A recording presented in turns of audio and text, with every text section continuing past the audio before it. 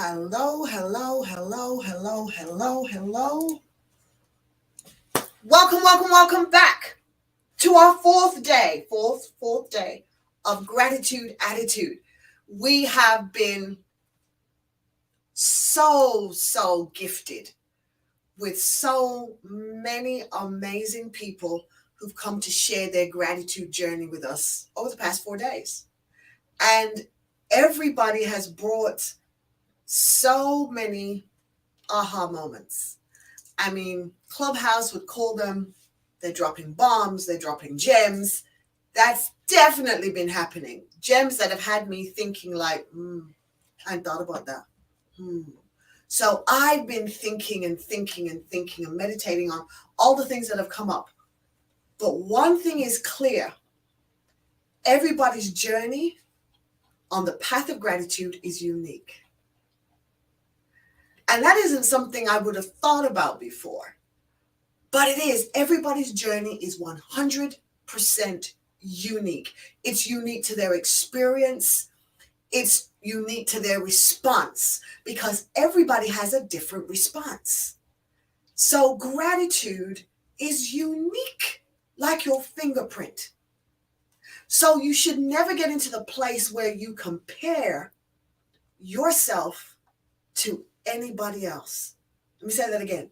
When it comes to gratitude, you should never compare your gratitude journey to anybody else's. Instead, what you should do is share your learnings, share your experiences, and allow them to share their learnings and their experiences. And then together, the sharing will bring you a gift of more clarity and something else you can probably add to your journey of gratitude. But it definitely is a journey. So when we've said we want to be grateful and we want to have a gratitude attitude, it means we've got to stay on this journey and build that muscle. We have got to build the muscle of gratitude because when we do, we get latitude. And everybody's talked about the latitude they've received, how much it's either shifted or put them in a different place, allow them to take a different position first here, and then a different position here. But we're hearing over and over again those two things. There's a mental shift and there's an emotional shift. But one thing has become clear, it's all coming from a spiritual shift. And everybody's spiritual journey is different and everybody's spiritual experience is different. But yet it is coming from a place of divinity. Because gratitude, as our friend Kevin said, is hanging out in being thankful, just like hanging out in there, right? And one of the things we learned yesterday was there's gratitude to be found in a no. We never thought about it. The day before, we heard there's a dark side to gratitude. Now, I remember when I heard it, I was like, oh, really? Really? Should it? Dark? Oh, I don't know if I like the word dark. But we found that darkness allowed a solitude of experience in which learning was found, individual learning. And that learning brought about growth. And that growth then gave people something more to be grateful for. And that growth came out of letting go of self-judgment. So if we want to be on this journey of gratitude, we have got to let go of self-judgment. Self-judgment can't be something we're bringing along on this road. No, because it's all about your experience and an experience that takes you into a place of self-love, self-acceptance, and self-affirmation. And I know that's different, but self-affirmation because we're saying, I'm good enough, I'm here, and I get to decide who I want to be. Who do I want to be today? Who do I want to be tomorrow? And whoever will be tomorrow will be determined on decisions we're making today, decisions we're making in this moment. And if those decisions don't turn out to be the best of decisions, that's okay. Because you know what? We're gearing up to make our next best move, to take that step that's going to enable a move. And before you know it, you've got momentum. And on your momentum of making your next best moves, something amazing will occur, because gratitude never shows up empty-handed. We've learned that. Gratitude always brings gifts. And the one thing gratitude will always bring is peace. So if you're ever feeling, you can pause. And in that pause, be grateful. And all of a sudden, like that, all the dissipates, because gratitude brought to the table peace every single time. Now, I got amazing gifts. And you're like, okay, Lizzie, what's your gifts today? Ooh, I got some people for you today. Ooh, I do. And today I want to call kind of Ladies' Day.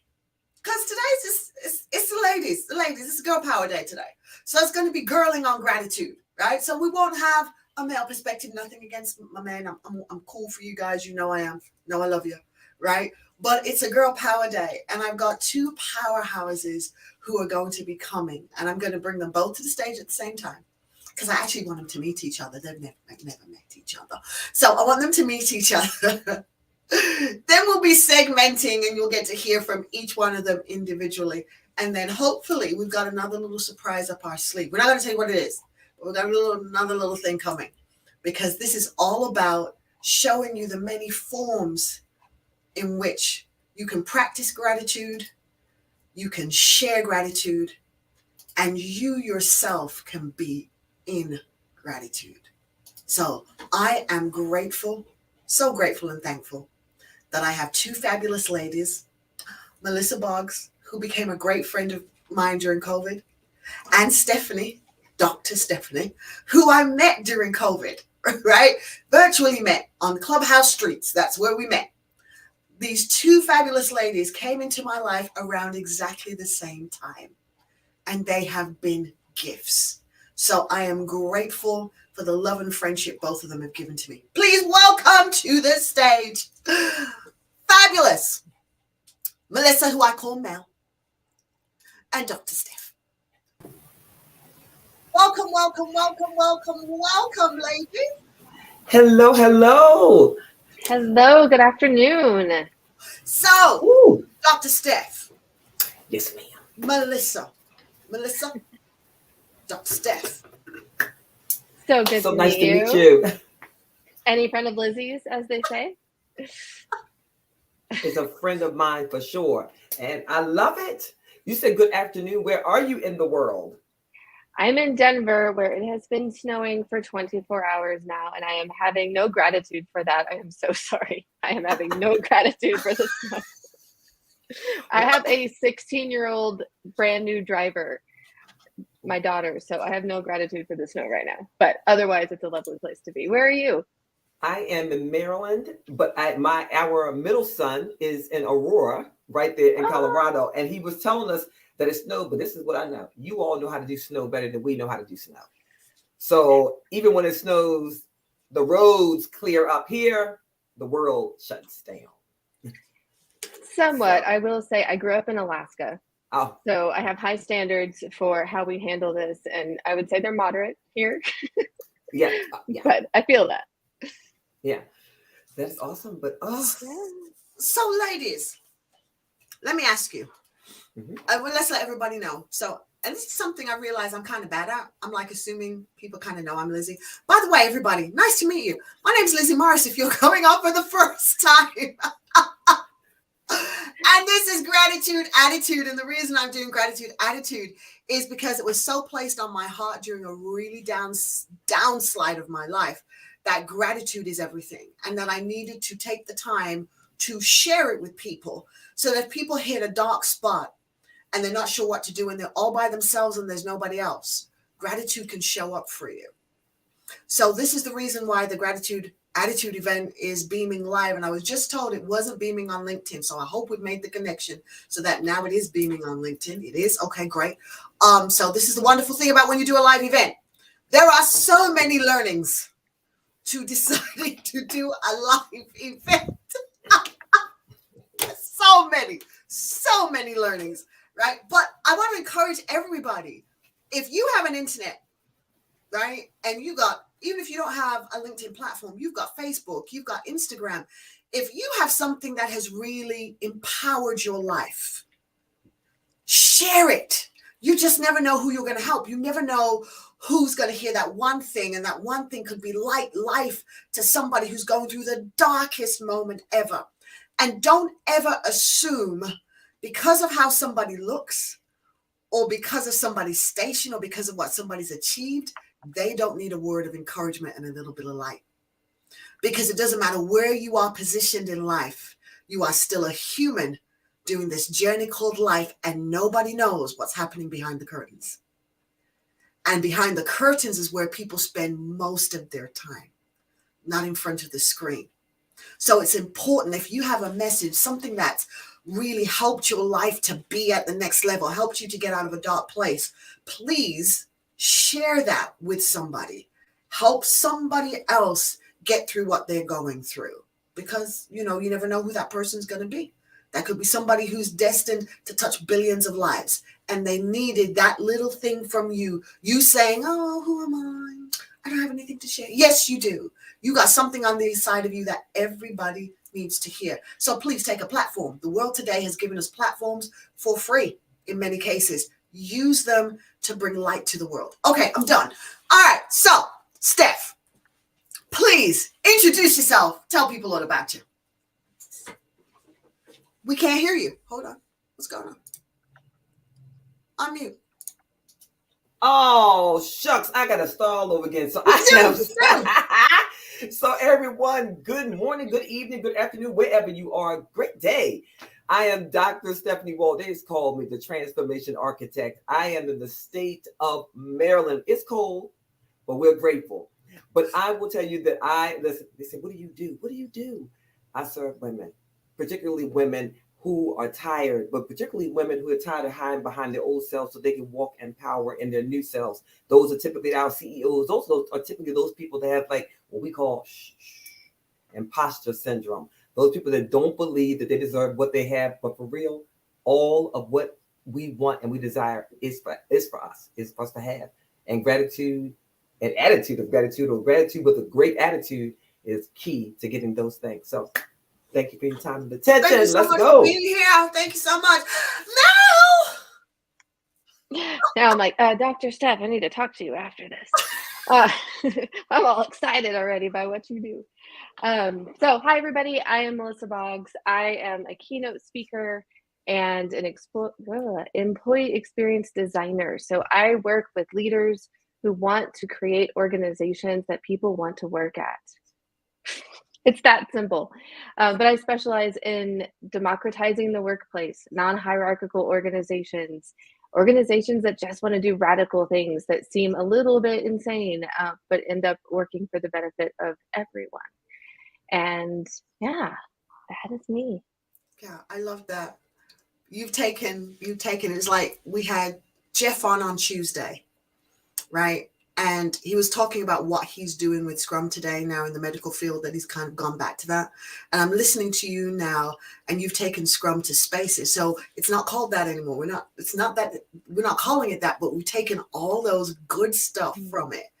All the things we've learned in caring for people and bringing people together, and now creating spaces. I love that.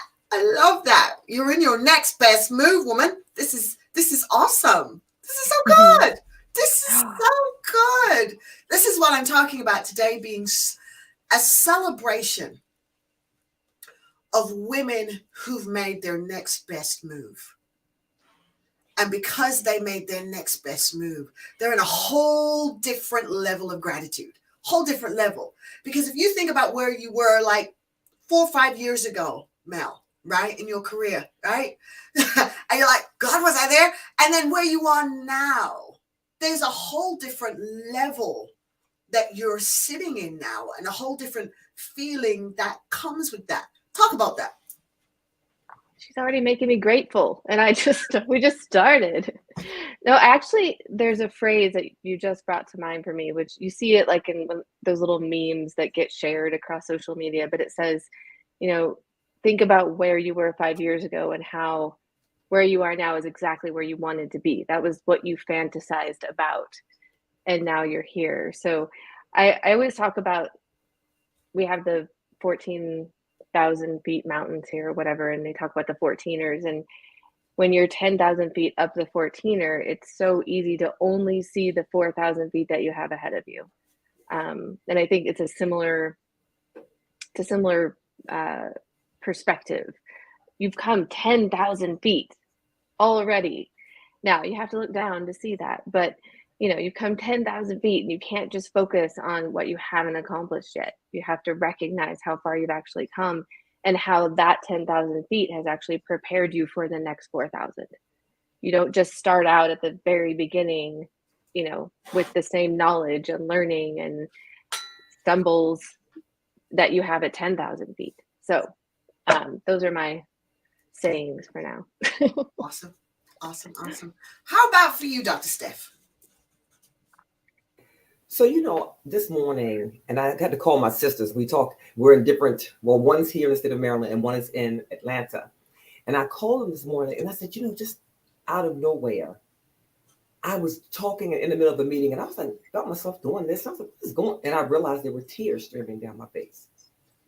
And I said, well, what's going on? Miss Positivity, what's happening?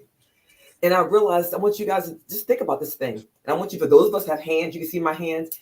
I realized I need a reminder of, thank you, hands. Thank you, legs. Thank you, feet. And why am I thanking my feet and my hands and my legs today? Because the tears are streaming down my face because I realized we're getting closer to Thanksgiving. And Thanksgiving is significant because in 2007, on Thanksgiving, our mom perished. She got her wings, as we like to say.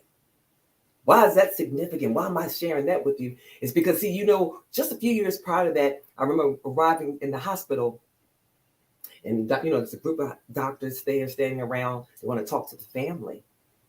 My mom was I'm 5'10". My mom was about 5'2", the most sweetest woman in the world. Everybody called her granny or mom.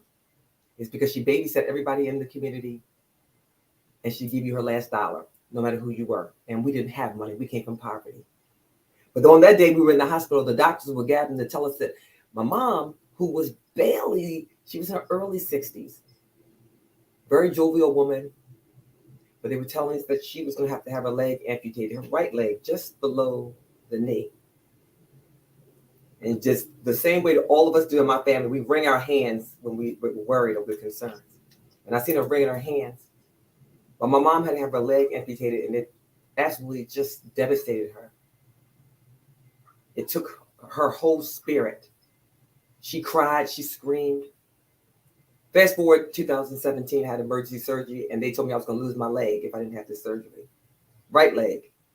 It was so painful, I was screaming, take the leg! It was my back. Took me 2.5 years to recover from that, but I want to tell you, the only thing that helped me was I watched her, even though we lost our mother in 2007. After that leg was amputated, and it was amputated because my mother she was morbidly obese. And the weight and the pressure from all the weight, she was only 5'4". She was not able to be weighed on a regular scale. And she was not able to lose that weight, and that pressure from that weight on the skeleton, it didn't get any bigger. She lost her circulation in her right leg, so they'd be cut off. And what she told us, after they gave her some happy pills because she was depressed, was to live our lives and be grateful for the small things, because if she had known what she knew once her leg was amputated, she'd have been more grateful for her legs, for her feet, and for the time that she could walk, because she no longer could walk. So from that moment forward, I learned to be grateful for the small things. The air that I breathe, the fact that 2 years after my surgery, that I could go to Paris and walk myself up the stairs to the church and walk on my own. See, it's the small things. So what am I grateful for today? I'm grateful that I'm here and talking to you about what I'm grateful for. Yeah. I mean, that's awesome. I think about some weeks back when I hadn't spoken to Stephanie for a really long time. And I told her, I feel like I'm on my comeback, but I'm not necessarily all the way there. You know, I get my good days and I've got my bad days. And I was sharing with her the experience that I'd had where I was just at that point where I was done. I kind of looked at my life and I thought, how many more cycles of loss do I have to go through? Like, you know, I'm done. I'm you know, yeah, nah, done with this. And being as strategic as I am, I considered a very strategic way to ensure against all risks, to ensure I'd be done, and that everybody could benefit from the fact I'd be done. And I was talking to her and she said to me, you know, I want you to take this number, right? And I want you to call it. If you ever just feel, she goes, I know you're feeling good today, but if you're ever just feeling, you know, call the number. And it was a suicide prevention line. So I called it. It was some weeks after, and I actually called the number because it was a bad day. It was a really bad day, and I couldn't pull myself up out of it. And I called, and I was on the phone with this person for probably about 3.5 hours. Right, just talking and going through the things that had happened in my life and all the different things, and you know, just talking, you know. And it was awesome because I thought, had I not been given that line and somebody I could just talk to, I wouldn't even be here to be talking about gratitude. Did you see that? Right? Because sometimes there are things that come. I call them unsolicited change is the title I have decided to give these things. Right? Unsolicited change is not nice. And it doesn't come with a fanfare. Right? It just kind of shows up unexpectedly. And you have to be able to deal and have coping mechanisms to deal with it. And it doesn't matter sometimes how good you are at facilitating other people through change.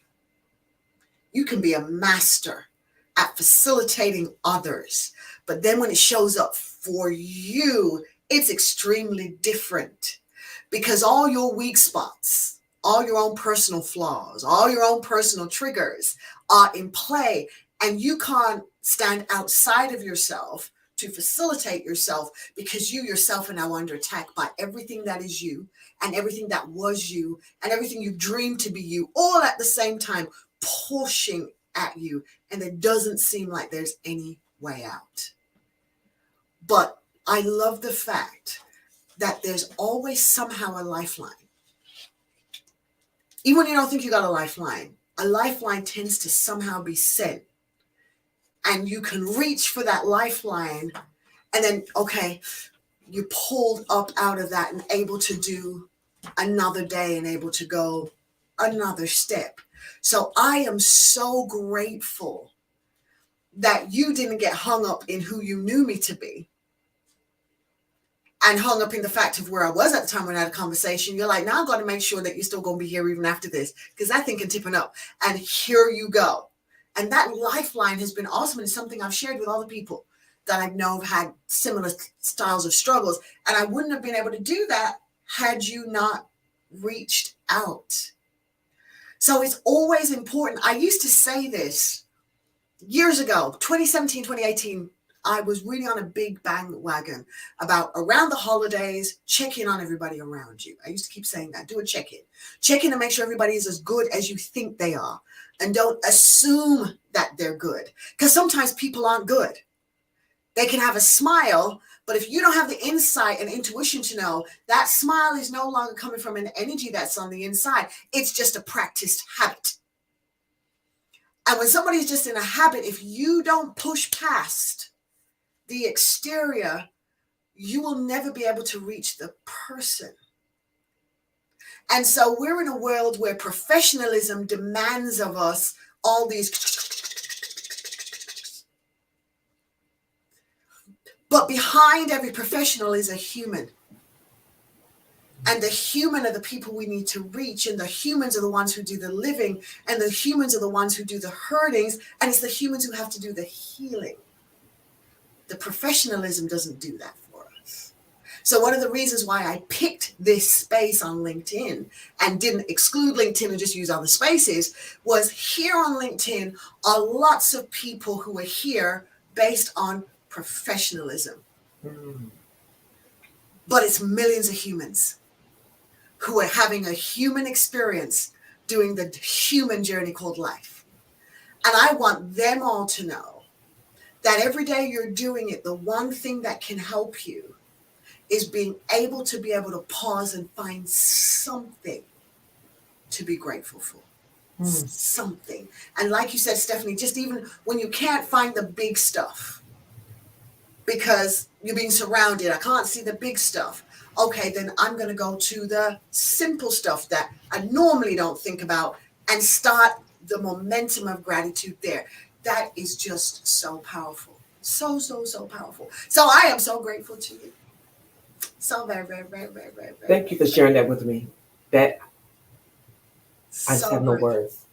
I have no words. So grateful. We all know it's one of the reasons why I'm so big now on I've got to help. I can't be in a shell and I can't hide.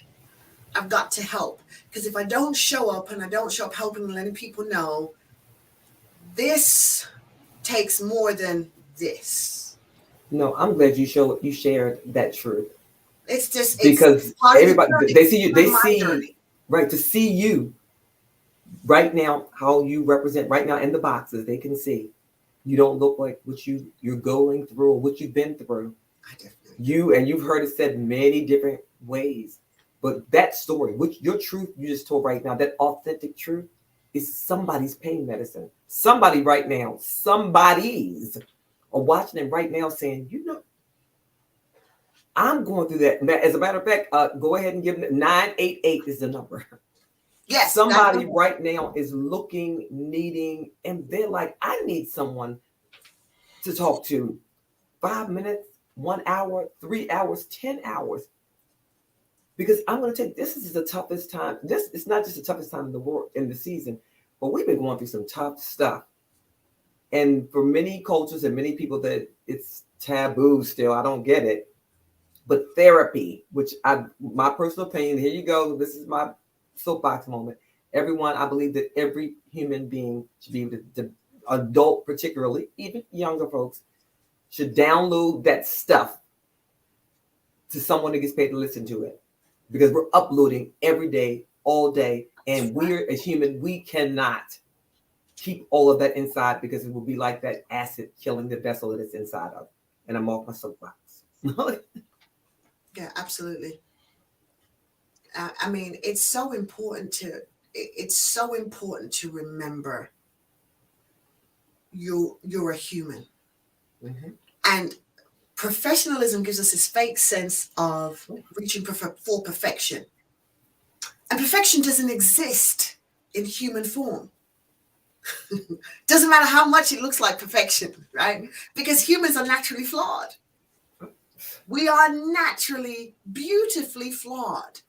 And I think we're beautifully flawed so we can always find in us empathy for somebody else. Mm-hmm. And I've got to a place where I believe we have to go past empathy to sympathy, which is not what we normally teach ourselves. Because until you can totally sympathize with me, you really can't reach me. Because your empathy keeps you safe. Empathy gives you a distance between me and my pain. But when you sympathize, then you're coming into my pain with me. And it's when you're in my pain, you can understand, oh, this is what this is? Okay, now I got it. So now you know what tool or what rope you're going to have to use to pull me out. Because if you're not in it with me, you aren't going to get it. Because you can't book a situation. You're going to have to feel the situation. I'm dropping five bombs because every new level requires a new you. Until you do that, you can't reach people. And it's one of the reasons why we talk about that big difference between management and leadership and servant leadership. The servant leadership comes into it with people. The leader will still stay above it, right? They'll give you the space, they'll empower you, but they're still going to stay above it. But that servant leader is going to leave their pew and leave their throne and come on in with you. And okay, let's see what's going on. Okay, come on. Right? That's the, and it's a nuance. It's a nuance, right? It's a nuance, but it's such a thing we have to pay attention to. So if people aren't your jam, you really shouldn't deal with people. Because people show up with all their issues. Everything they're going through, whenever they're going, it turns up with them and they cannot leave it behind. Because as much as we try to segment, all we do when we try to segment is fragment. And the more you fragment yourself, the worse your situation becomes, because you never get to a place where you can be whole and accept who you are and where you are. Because until you can accept who you are and where you are, you can't make your next best move, because your next best move is you making it, not your fake you, not your avatar, but you. And I'm grateful that I can help people understand who they are and where they are is just fine. Can we go back for a second and talk about the word professionalism? Yes. And specifically here on LinkedIn, because it is such a pet peeve of mine.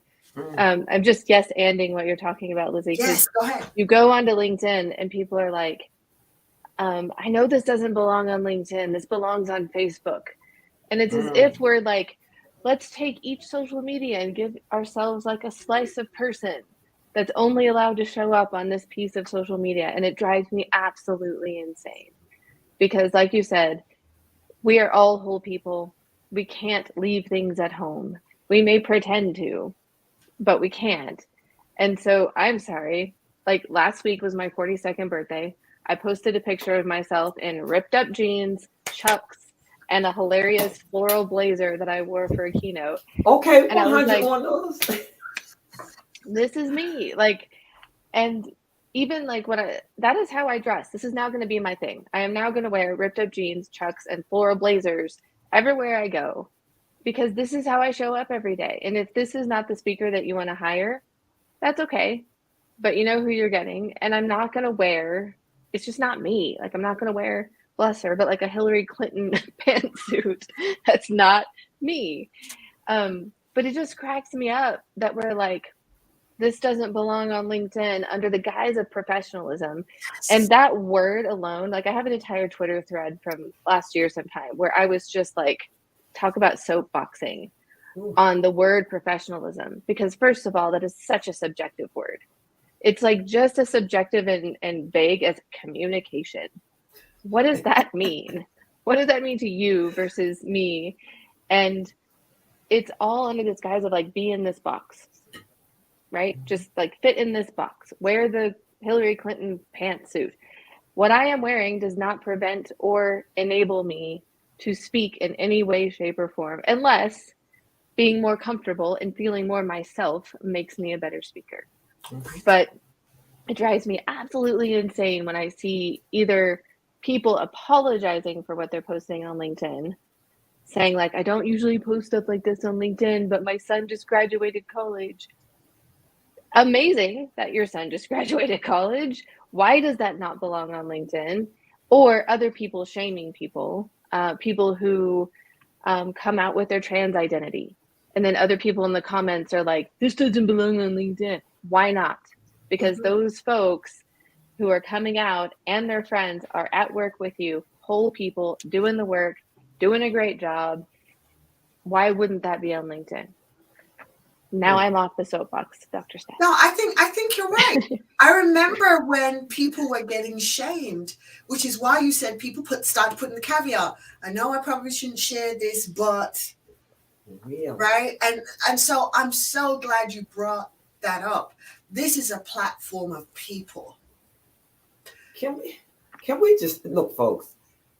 While we stop playing, we've seen the video.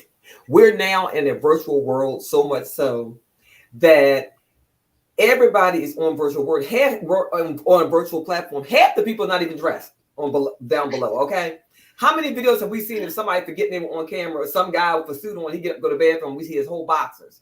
Okay, let's just keep it 100. You know I'm all about keeping it. Where's my 100 at? 100. I'm here. I'm dressed. I gotta have on jeans. Let me scooch it on back. I have on socks. Here, hello, family. All right, LinkedIn, talk about it.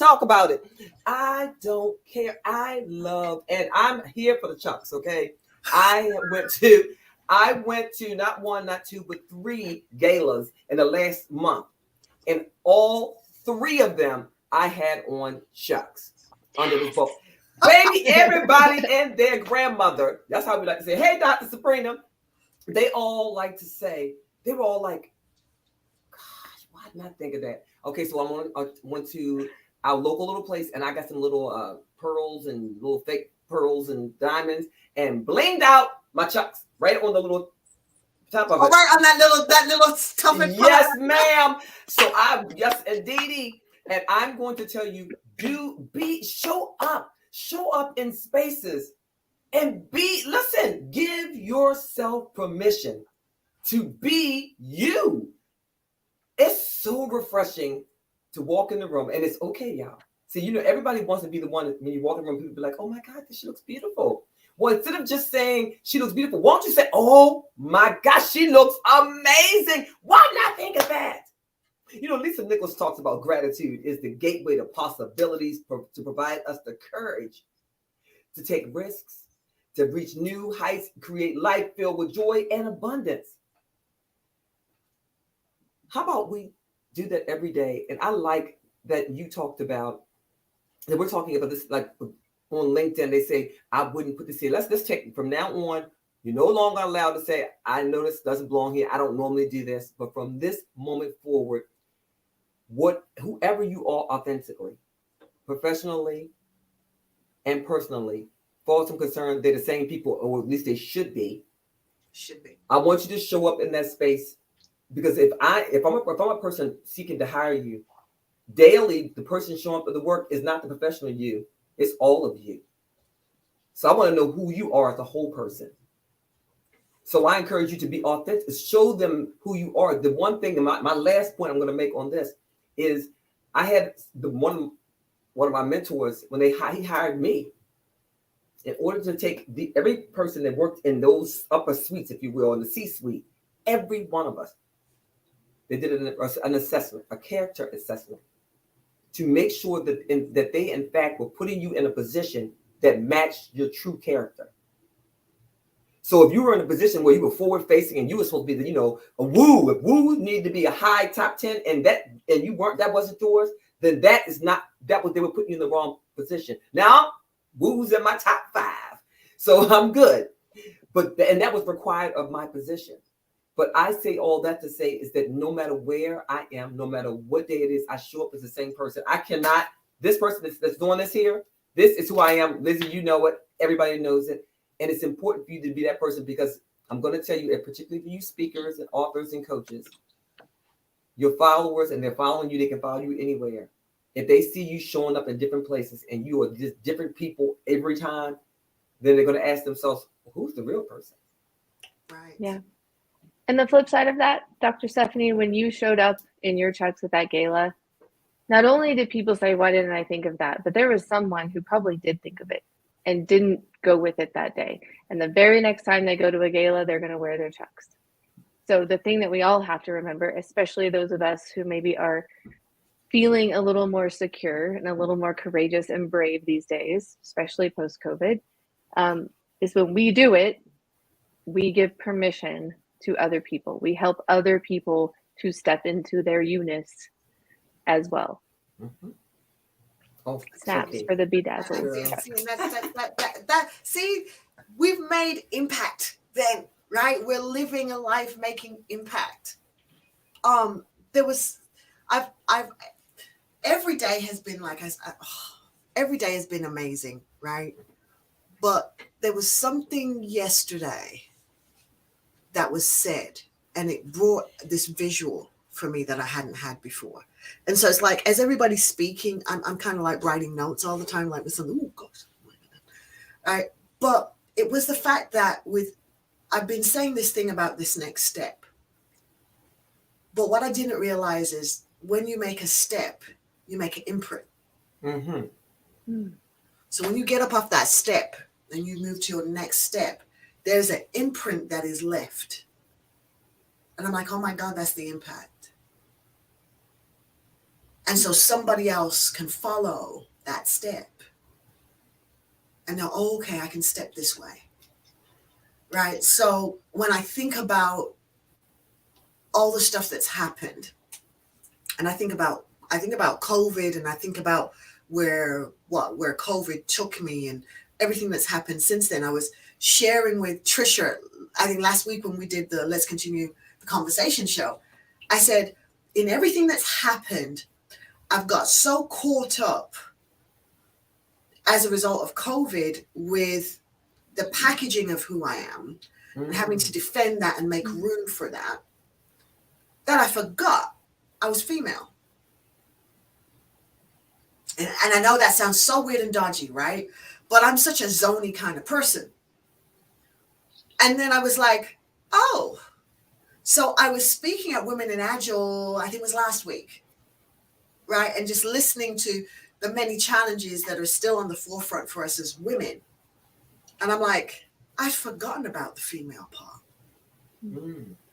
Now, prior to kind of coming to America, anybody who knew would have told you I'm a staunch feminist, right? I'm all about women power. I was woman this, oh, I'm born a woman, but okay, I'm going to make this woman thing work, right? I'm going to be just as good as these men. Oh, yes, I am, right? And I was on this fight to achieve and be as good as a man. I'm not less than, right? And then coming here, new challenges arose that I couldn't fight that battle anymore. It's like, whoa, there's a new battle I'm not skilled in. I was skilled in fighting the battle for being a female because I've done it since I started to talk, right? Got surrounded by men all the time.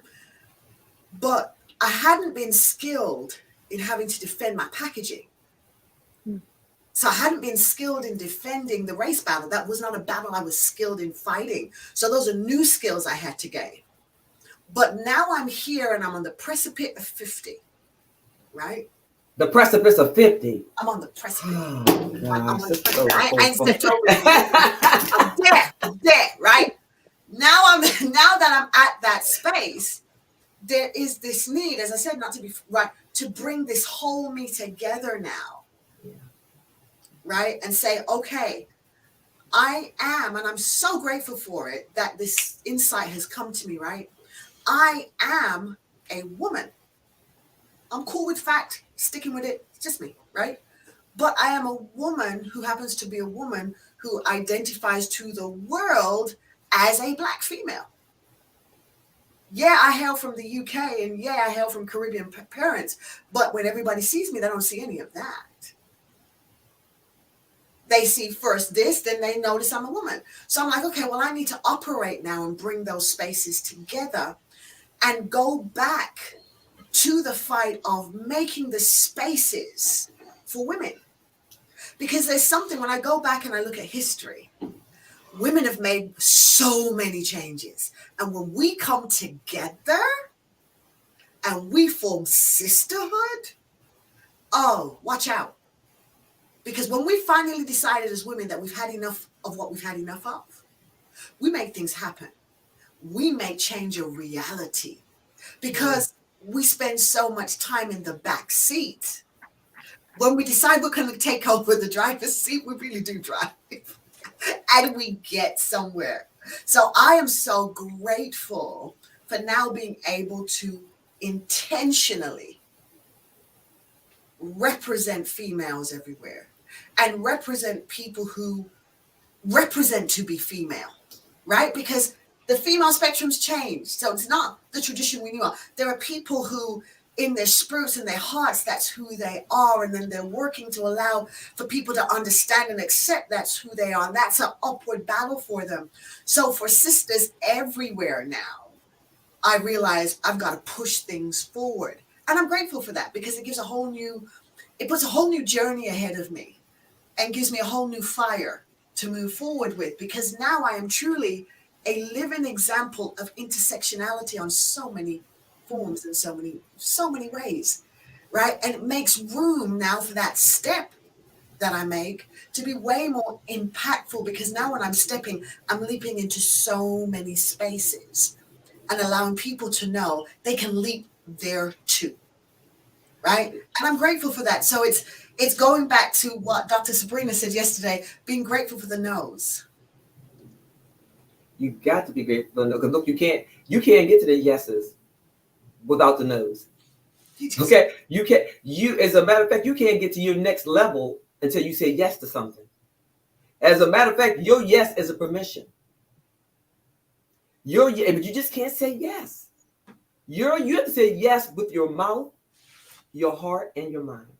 Yeah, all of it. Because you ever had somebody that said, "Oh, do you want to open up?" And an example, "Hey, would you like to help me move?"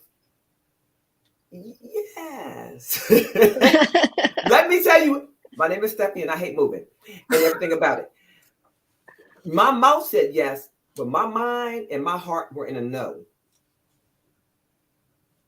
And therefore, I'm going into that whole thing with an attitude, but it ain't with gratitude. That's right. It ain't with. As a matter of fact, I want to read because Go ahead. The dictionary says, because we know what gratitude means, right? We know what gratitude. You said gratitude is love, right? Gratitude is being thankful and grateful and all those good things. But attitude, a settled way of thinking or feeling that someone or something, typically one that is reflected in a person's behavior. She took a tough attitude toward other people's indulgence. But that's an example. But so it's a settled way of thinking. So imagine this. If you have a gratitude attitude, so your settled way of thinking is one of greatness, of gratitude. Mm-hmm. I don't care, everybody from Mother Teresa to the Dalai Lama, right? When you ask them, what is it? How do you even have this spirit that you have? They all say the same thing. They chose to have a good attitude. When our kids were smaller, we used to go to karate. Everybody went to karate, right? With the karate school. And there was a little boy named Charlie. Charlie couldn't have been old, about 4 years old. His dad taught the class. And every now and again, Charlie would get in trouble. And we see his dad pull him to the side. And he looked at him, Charlie, what's going on? What kind of attitude are you going to have? And he'd look up at him. I'm going to have a good attitude. And to this day, my husband and I, we still say what Charlie say. I'm going to have a good attitude. I'm going to, what if we all had a Charlie attitude when we got caught in our mess? What kind of day are you going to have? What are you going to do? I'm going to have a good attitude. I mean, if I called our children, our sons are in the 30s, and we say, what did Charlie say? They would say, I'm going to have a good attitude. So I'm telling you, this attitude, because even research says, they've done studies on this. Mm-hmm. When we have an attitude of gratitude, we have gratitude. We're grateful for things. It not only affects our self-esteem, but it makes us feel more grateful. But when we feel that way, then we are more inclined to help other people, to support other people. Yep. And I challenge anyone, if you're having a super sucky day, you're having a bad day, I challenge you to just decide, and say out loud. You have to say it. You can't just think it. You got to say it. You know what? I'm going to have a good attitude. And then I want you to decide to go help somebody. Take your mind off your stuff, your mess, and go, because that's what it is. Take your mind off your own mess, because, it's all in our head. But sometimes we get caught in the head until we can get it out by way of verbalizing it. It's stuck in there. And that's why you need to talk to some, because depression, you guys, there's such thing as everybody has bad days, blue days. But when the blue days just keep going on and on and on, and you can't get out of it on your own, it's something more. It's medical. Okay, we have to talk to people. Mm-hmm. But I want you to know that when you go help somebody else, I promise you, I double dare you. The kids, we used to say when we were young, I double dare you to try it. If you go help somebody else, it will lift your entire spirit. it will remind you that my problem wasn't as big as I thought it was. And even if it was, man, I feel so much better because those endorphins run back in. And then my last thing, Lizzie, I want you guys to do it with me because I want to prove to people that this works. Mm-hmm. If you, even right now, take your hands, put them on opposite shoulders, grab your shoulders if you can, and pull us and squeeze, close your eyes and squeeze as tight as you can for 10 seconds. Squeeze as tight as you can. Close your eyes. And then while you're doing that, I want you to take a deep sigh, like, and let it out.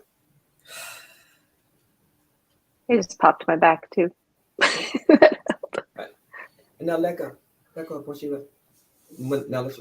How does that feel? So good. I'm going to tell you. See, we And that oftentimes it's like a settling, a grounding. It absolutely is. I mean, I'm going to say. So listen, I didn't just pull that out. This is psychology. Look, psychology says that the best thing we can do for ourselves is to hug ourselves. Everybody's not touchy feely. I'm a hugger, and I know if I see someone that's blue, I say, can I hug you? If they say yes, I'm going in, and I'm going to not only hug them, I'm going to hug them close and tight. Why? Because we give off endorphins. Sometimes you need my endorphins, I need yours, and that thing. If you ever hugged anyone or been hugged, and the moment you got in that hug, you just collapsed. It's because it's what you needed. Mm-hmm. So for those of you that are not huggers, I encourage you to find your way. I know we're in the COVID world, but those that you can, because you need to, and if you can't hug someone, encourage them to hug themselves because they're releasing endorphins. And that deep sigh, look it up. I encourage you, look it up. That deep sigh helps you to calm down. So if you have anxiety issues, hug yourself. While we say count from 20 or count 10 to 1, Mm-hmm. I encourage you to hug yourself. Those things are needed. And while you're in that state of doing that, think of at least 2 to 3 things that you're grateful for. You can think about, I'm just grateful to have a home. I'm grateful to have heat. It's cold outside. It's snowing. I'm grateful to have food. I'm grateful to have whatever it is, small things. Those small things lead to big things because oftentimes we're thinking about those big things that we don't have. We forgot about those small things, and those small things matter often more than the bigger things. They do. Well, on that note, we are going to leave the stage and we're going to Mel. I'm going to toss you the stage, not just the mic, but do the whole stage. I'm going to toss you the stage because I know you prepared something for us. And because we're on the LinkedIn platform, it's so important that people hear what it is you're going to be saying because I think it's really going to shift stuff for a lot of organizations who will watch this later. So we're going to give you the stage. So everybody give a virtual yay for Mel as she comes in. She's going to take stage and talk to us about gratitude with organizations. Hello, everyone. I am now on the stage alone. First, huge thanks to Lizzie. This was a bit of a surprise when she reached out to me to do this. And the more that I thought about it, the closer we got, the more excited that I got about this opportunity. First, I met Lizzie through an organization that I used to lead called Scrum Alliance. I'm sure many of you know Scrum Alliance. I had the incredible opportunity to be the co-CEO and chief Scrum Master of Scrum Alliance for 2 years. And during that time, certainly got to talk to Lizzie a lot and just become friends. And so now, as friends, these opportunities are really precious. So hi, Lizzie, and thank you.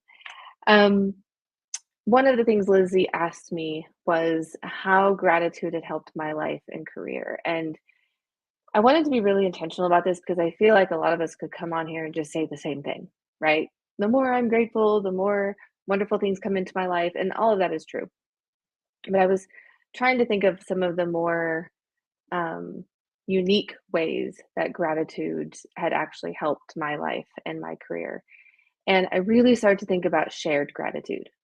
So at Scrum Alliance, we were on Slack, like most people, and we actually had a gratitude channel. And I think y'all have already met Kevin Monroe, who was, I think, here yesterday. I met Kevin on LinkedIn, and he was doing at the time his first 10-day gratitude challenge.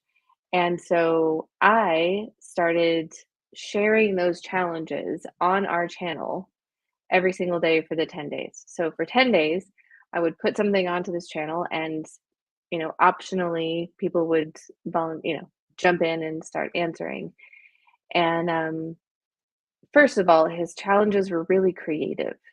I think it's really easy to, oh, I'm grateful for, you know, truly things that are important, like my house and things like that. But he would ask really like creative things that made you go, oh, wow, I really am grateful about that. Oh my goodness.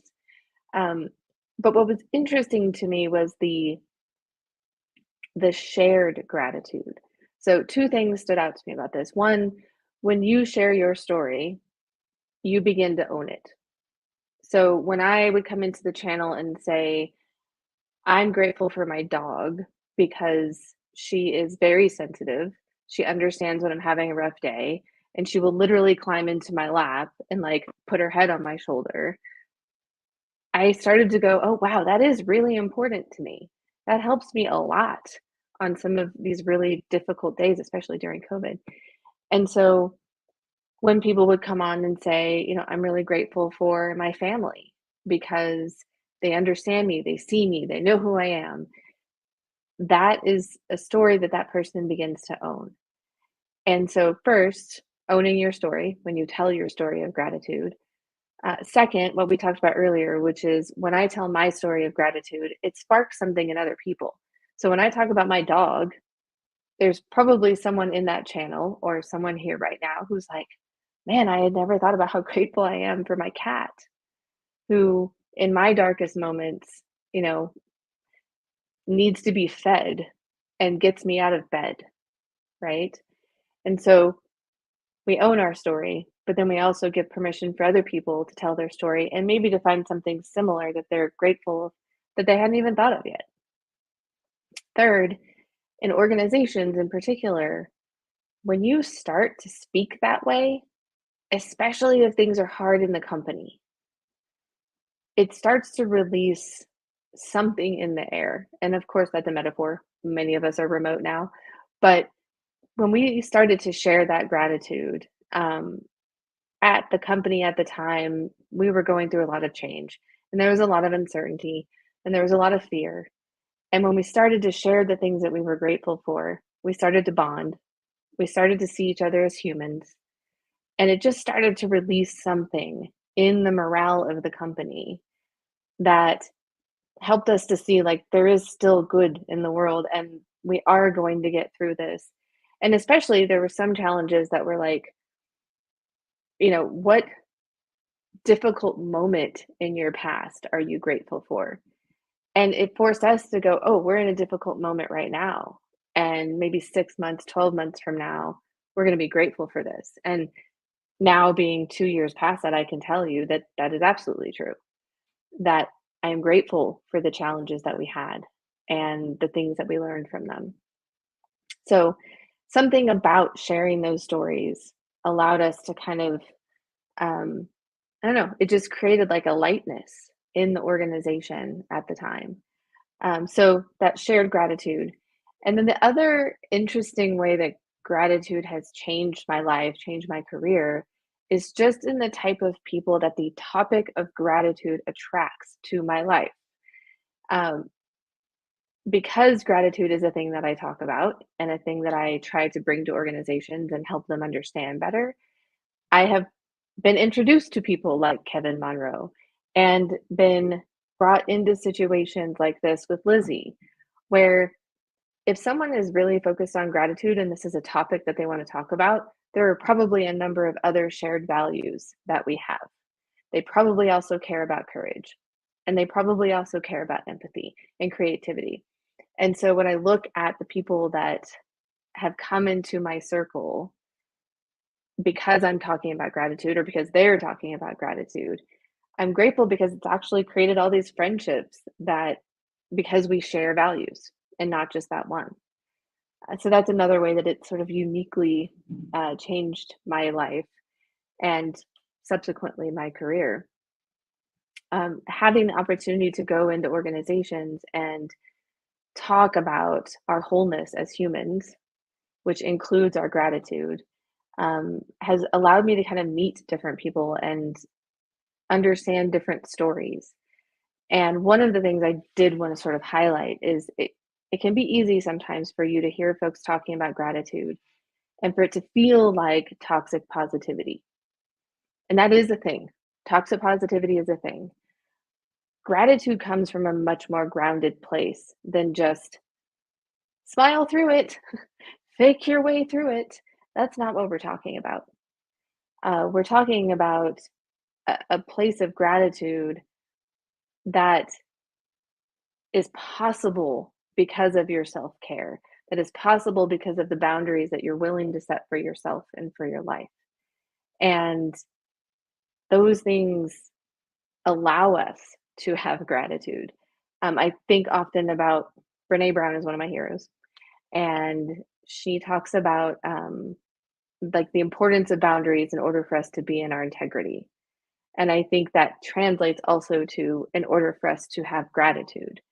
And so those things go hand in hand. You can't just, um, yes, you can wake up in the morning, like Dr. Stephanie said, and say, I'm going to have a Charlie attitude. I love that so much. But sometimes that has to be followed by, I'm going to have a Charlie attitude. And in order to do so, I am going to take a 30-minute break in the middle of my day to meditate or go for a walk, or in my case, roller skate, because that's my favorite thing. Sometimes deciding to have a Charlie attitude means you have to take some action to make that possible for yourself. Where, toxic positivity is like, oh, we can't stand to see other people upset. So just paste a smile on your face and move through your day and pretend like nothing's wrong. We can only have gratitude when we are being really genuine. And so I can have gratitude, not toxic positivity, when I am willing to say, what you said hurt me. And I'd like for us to talk about it so we can deepen our relationship. Then I can have gratitude for that interaction, not just pasting a smile on my face and pushing through it so that I don't upset anyone else. So I did want to just really highlight that, because I think sometimes you can hear people talking about gratitude and you're like, yeah. Like, do a gratitude journal and it'll make everything better. The journal alone is not what makes better.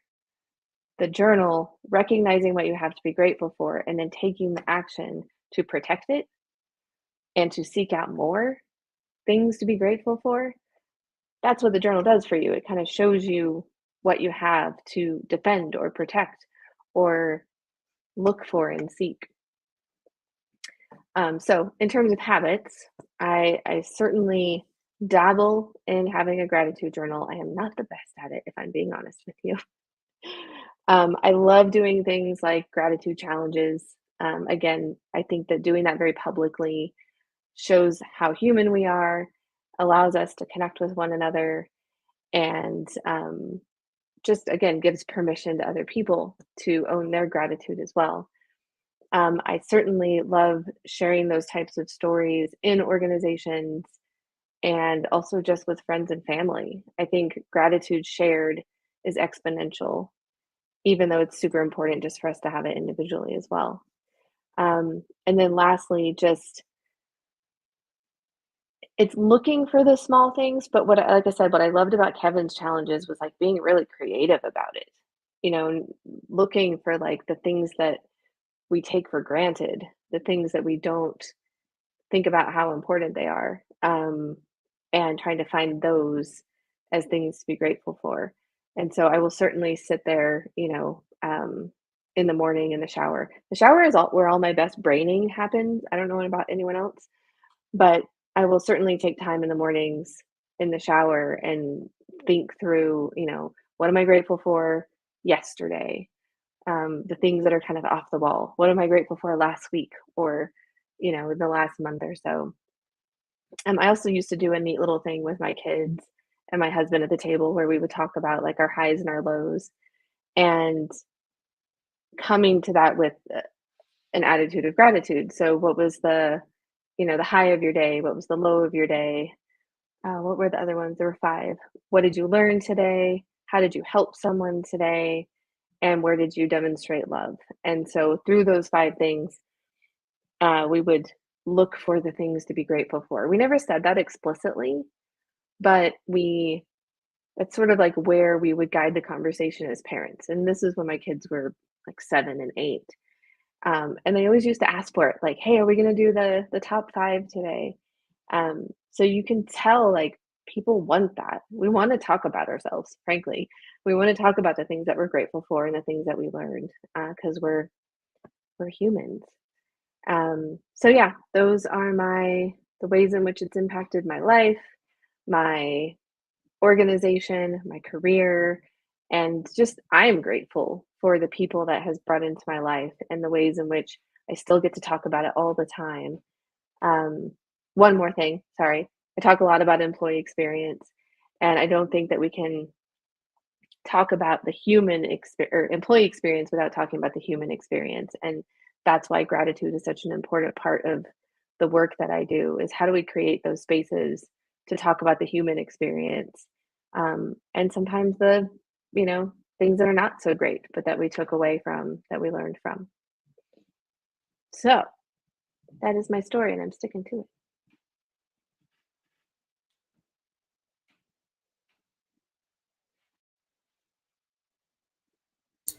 I love the way you said that. That is my story and I'm sticking to it.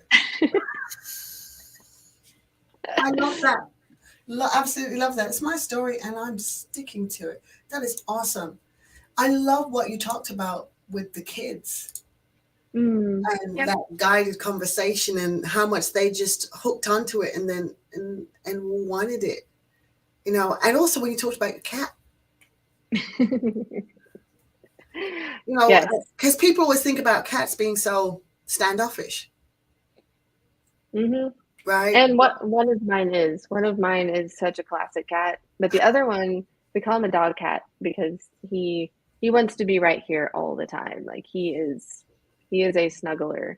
But they both, I can honestly say, like on hard days, they both bring a different element. Like the snuggler is going to come in there and like, you know, want to help you feel better. But the one that's not, like, he's still going to want to be fed, and he's very vocal. So he will sit there and yell until you feed him. And sometimes, if you're having a hard day, you need something to get out of bed for. Mm-hmm. And so both of them sort of create something to be grateful for, which is, yes, you can sit here with me and snuggle and make me feel better, but you are going to force me to get up and do something and to actually Right. human today.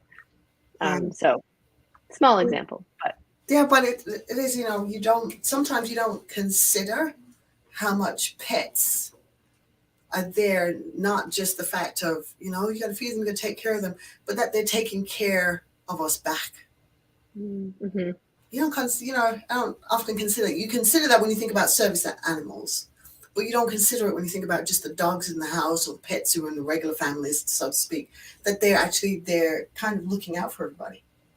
That's kind of cool. That's kind of cool. Well, Mel, I want to say thank you so much. I appreciate you so much taking your time out and coming and sharing gratitude and and linking in and supporting me doing this and all the support that you gave me during the COVID season and beyond. You've just been absolutely fabulous. You are a beautiful human, right? And you always show up for other people, even on the days where you don't necessarily feel like showing up for yourself. You are always willing to show up for somebody else, and that's huge. So I am very grateful to you for that, and I hope you will pat yourself on the back and be grateful to yourself that in the midst of even your own personal struggles, there's something inside of you that still has empowered you to be able to stand up for others even when you're not standing up for yourself. So I pray with everything that there's always going to be people who will take your corner even when you don't think they've got it, because you're willing to take the corner for everybody else. Making me blush, Lizzie, but it takes one to know one. So I'm so pleased with that. So I'm going to bring down Dr. Steph on the stage and have her talk to us about gratitude and say to Mel, thank you again so much for coming. I appreciate you. And you'll get all copies and stuff of all of this. And please, I hope you will. I mean, I know you're going to, but encourage people to stay with gratitude. And let me ask you this. 2 words. If I'm going to say to you 2 words that you would give to people, if there's only 2 words that you can say when you think about gratitude, what would those 2 words be? Oh, Lizzie. I am not good with few words. I know none of the speakers have been. Let's say. First, I'm trying to like get them to come together. The first word was genuine. That was the Okay. first thing that came. And weird. Everyone's observation. So maybe it's like a genuine observation of Ooh, yourself, your life, what's around. I like that. I like, ooh, that's good. That's real good. Ooh. What I'm going to do is, because I've asked every speaker to do it, at the end, I'm going to go through and listen and combine all the words together and do a big word cloud. Because there's so many Yes. interesting words that came up. And I'm like, ooh, I love that. So I'm going to make a word cloud and post it of all the words that came up from just 2 words. Love that. I can't believe I pulled it off because I probably have like 25 words. But hey, I got You 2. prioritized. You prioritized. There you go. Thank you so much, Lizzie. I can't wait to hear you, Dr. Steph. Awesome. So I am now going to bring Dr. Stephanie to the stage, and let me just switch out real quick. So because I want to give Mel the opportunity to get back to stuff that she wants to get back to. So I wanted to make sure I brought you all back on together before I leave the stage and leave you, Dr. Steph, so you can say your goodbyes and etc. And she just came up with 2 really good words. I know I was sitting there cheating. I was like, ooh, it's the 2 words. Let me get them written down now. So thank you. Mel, I agree with you wholeheartedly, everything you said. And I absolutely loved you said, and I'm sticking to it. I was like, yes. But listen, when you were talking about the journal, we often talk about, I'm going to write it down. Everybody has a journal. We're going to do this journaling thing. Journaling, yes, they said that this is the hands and the mind. This is how things enter our mind. But at the same time, if you don't write whatever you're writing down, whatever you're saying, if you don't believe it, if you don't take an action on it, action has to happen.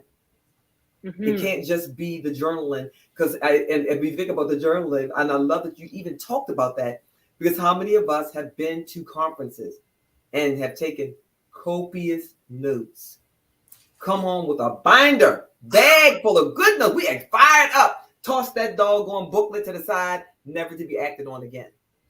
Right. So writing something down is great. A goal post is great, but any effort that's not acted on is useless. So, but I thank you. I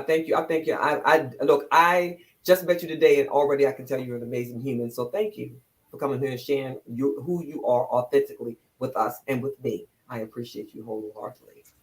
The feeling is mutual, and I'm totally going to find you on LinkedIn as soon as we hang up from here. The rest of you should too. Go find her. You don't listen. I encourage you, if you're on here listening, every speaker you've heard on here, you should be finding them and connecting. Connecting. Access is everything. It is. Period. Shared values. All these people. Shared values. And they're lovely. That when you think, had it not been for COVID.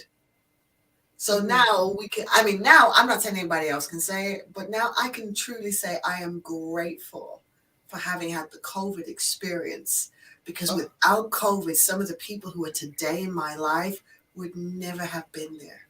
Oh, we wouldn't even have had the access to some of the people that we've had access to. Some of that we've had access to. We've seen them on social media but we've never had the access that we have now. We have it because of COVID. It shrank the world. It did. It brought humans back together. It brought us back to our core basics, that outside of your prestige and what you achieved, everybody was having the same human experience. They were in fear, right? They had to figure out what was most important to them and who were really important to them. That's what COVID did. Correct. right? They did it for everybody. So people who were really important to people were with those people who weren't important to them, people weren't with them anymore. COVID told you truth that you didn't want to see about yourself.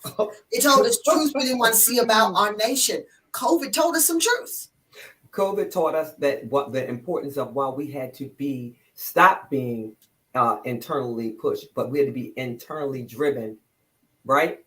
So that we wouldn't have to be externally pushed, because there was no external. Mm-hmm. We was racing, with people that were just totally having a fit because they needed to be in a space with their coworkers or be outside because they were externally driven. Mm-hmm. So they had to learn to be internally driven. And it's just, go back to gratitude. It goes back to gratitude. It's all about self-esteem, self-awareness, all those selves. Yeah. Yes. Mm-hmm. Yeah, absolutely. And all of us now have a new toolkit. Oh. Improved tools. A little dream. Improved tools. I was getting ready to start swooning in here. Yes. Must have been that loud. But yeah, we now have a toolkit of amazing tools that we have gained as a result of our experience. So I think that is even one of those things I call trophy rooms we can all look back at. It's let us know that things we didn't think we could get through, we can, and that we will grow the skills we don't yet have when it's necessary. Yeah. Which means all of us have the capacity to be able to grow and improve ourselves. We just need a trigger, and my hope is that we learn to start internally triggering ourselves without an external push, so that we can now take ourselves very much to our next levels. But that's what I hope for us, because it will make a really big difference. Because if I can internally trigger myself, then there's nothing impossible to me. But when you keep waiting for external pushes or external trauma to trigger that thing in you, it's like, I kind of want to get past the part of external trauma to trigger the things in me that are already in me to be and to do. So that is my hope. And I think it comes from embracing change. According to Bob Proctor, change is inevitable, but personal development is a choice. Yeah, and I think that's what we got to do. So it is. And I always talk about choice. I'm big on choice. Don't take people's choice away from them. Choice is everything. All right. But I think it is. And I don't think we take the time to utilize choice. Don't take time with it. We're very reactionary, because our word is so stimulated driven, right? So we're stimulated and we react, and we're stimulated and react. But choice takes time.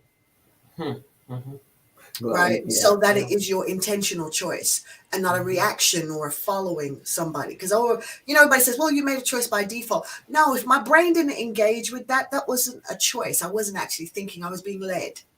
But now what I'm ready to do is I'm ready to make decisions and make intentional moves. So if I follow you by choice, because you are aligning to my values and my intentions for myself. And that's where, as humans, we need to get to, because then we'll be able to have better actions and make more impact with everything that we do. So I think that's the important thing, to start getting to the point of living intentionally on purpose. And choice is the way we're going to do that. Yeah. So, we're here choosing to be grateful when we could choose something else. It's intentional. Right. So, which is why I kind of kept this one up, the be grateful. Well, I got to choose that. To be, because being takes me lingering with something and being there by choice. I won't be anywhere just to be. I'll like kind of dip out. But your choice will make you be what it is you're choosing to be. So again, thank you so much, Mel. Love you, lovely. Thank you, Mel. Stay warm. Yes, stay warm. Love to your family out there. Yes. So thank you so much for giving us this time. I appreciate you. Take care. Love you too. Well, this is awesome. This has been, I love gratitude, and anything that talks about attitude, however you show up in the world, is my jam. I'm telling you. And, when I thought about this, whenever I think about doing anything over a long period of time, and I think show wise, or I think about going on, I always think about you because no matter what room you come into, you always come in with such life. Oh, I was saying that to I said, you know, she gonna come in and be, you know, Dr. Stephanie gonna come in and bring that life. She's gonna come in with all that. You know, I can't help it. Coming with that thing, she gonna come in, she gonna bring all that, you know, and she's like, yeah, I know. She does bring it. I said, yes, I love that about her. Love Oh, it. I so Love appreciate it you. about I her. so It's about appreciate her. you. So Yeah. I'm gonna step back and give you this stage. So wait a minute, one more thing. Do I have the ability to share my screen at some point? You do because Okay, good. I you got should it be because able I to just do want to all make that sure. because I'm gonna give you full screen, so you should be good to go. Awesome. There you go. So that's perfect. Well, I will make sure I set this little timer so we don't go over. All right. So listen, you know, my girlfriend Gloria Mayfield Banks, she always tells us it's important that we master the new. Master the new. And we were talking about change just now. I was thinking, I remember when, like, as we talk about Charlie, that I had like a sucky attitude when I thought that whenever it was something new, I cannot do that. And why would somebody even ask me to do this? And why would they give this to me? This is outside of my area. This is not my job. This is not my thing. And I realized that, you know, it's not hard, as Trevor Ott says, it's not hard. It's just new. And then I added the Gloria. Gloria says, master the new. You know, Trevor Ott's one of my mentors. He talks about the fact that the most frustrating thing that affects new entrepreneurs or business people is that they're frustrated in their business because they're operating with the wrong tool. And if they have the right tool, they have the wrong strategy. And oftentimes they have the wrong tool and or strategy because they haven't mastered the new. So I challenge you, anyone listening to me, that whatever it is that's frustrating you in your life, in your space, YouTube University or a coach or somebody, a consultant can help you get that, to master that thing. Master that thing. If you got to watch a YouTube video, watch this thing over and over again until you master that thing that you need before you move on to the next thing, and you will be less frustrated. So now listen, when I thought about this gratitude attitude, I thought about a story about this young lady named Leah. And Leah was, you know, she was having a tough time struggling with her mental health for quite some time, and she was exhausted, and so she went to go take a walk. She said, I'm just going to struggling with life. So she went outside to take a walk and get some air. And while she was out taking this walk, she came across this gentleman sitting on the bench, and he appeared to be homeless. He was sitting there reading a book, and she stopped and she just kind of observed him for a while. And then suddenly he noticed her, and he seemed to be real peaceful. And he was an older gentleman. So despite his age and despite what appeared to be his circumstances, he looked to be super peaceful to her. And she was having her own internal struggles. So the man looked up at her from the book, and he was like, you look troubled. Won't you take a seat, you know, and let's chat. Now, of course, he was a stranger, so she kind of hesitated, but she sat down beside him, and he asked her, what's going on with you in your life? Like, what's going on? So, you know, like any of us do, opportunity presents itself to share what's going on with us. She began to tell him about what was going on in her life, and he was listening intently. And when she got finished, she said, my dear child, you must practice gratitude to find peace. Because you see, gratitude reminds us that no matter our circumstances, there's still something to be thankful for. You see, thankful for. You see, Leah never thought of it this way before. She was skeptical. She's a little bit skeptical of the old man's words, but after thinking about it more, she decided to try it. So she started writing down 5 things that she was thankful for each day in her journal. There we go back to that journal. She began writing down 5 things that she was thankful for, and she decided to focus on those 5 things each day, and to take an action on those 5 things and focus on those things for 5 days. And each day, those 5 things, 5 different things. And slowly she began to shift her perspective from scarcity to abundance. So, you know, soon enough, Leah noticed a massive difference in her mental health. She began to move through her days with a sense of joy and possibility. Gratitude had opened up a whole new world where anything was possible. She said, if I could just believe it, regardless of my circumstances, gratitude can help me to find my peace and to create from possibilities. Did you guys know it's the essential part of creating your life that you want? In the life that we want, it reminds us that anything is possible if we just believe it. You guys have heard it said, if you can believe it, you can achieve it. If you can see it, then you can have it. All this good stuff. But the truth of the matter is that we are visual people. You don't believe me? Psychology even tells you that here's the deal. Bob Proctor, the late Bob Proctor, and Think and Grow and all Think Until You're Riches, all this good stuff. He talks about mindset. You guys know, think of, the mind is in totality, is the whole body. But when people think of the mind, they think of the head. If I told you to go and say, what did your refrigerator look like? And you would have to see, okay, my refrigerator is silver. And if I said, okay, the hinge is on the left side or the right side, does it open up on the right or the left? Or does it open up to it? You would have to visually see your refrigerator. Or what color is your front door? Where's your doorknob? How many panes you have? You have to see it because we're visual people. If we can see something, we can have it. So consider that moment when you experienced gratitude. How did you feel? Think about the time you felt the most thankful. How did you feel? And what was happening around you? And how did that influence you in that moment? And how does it influence you now when you have that moment of thankfulness? See, gratitude is a powerful tool. It helps us to connect with our possibilities in our life. And when we take time to appreciate what we already have, it opens us up to new ways of thinking about being, and we become more aware of good moments, even when things seem difficult. I told you all about me having major surgery. What I didn't tell you was that I started gaining ground. I went from jumping out of planes and having a good time and jumping off of cliffs in Jamaica to one day waking up screaming and I couldn't move, to being in an ambulance and they're trying to go as slow as possible so they don't hit any bumps, for them giving me the highest dose of everything and it not working, to them saying, you know what, if we don't give you surgery, you're going to lose your leg. So I'm telling you that it helps us to tap into something that we didn't know. I had to tap in to a place that I was angry. I was angry that things were happening to me. I want to share my screen because I want to show you guys a little something.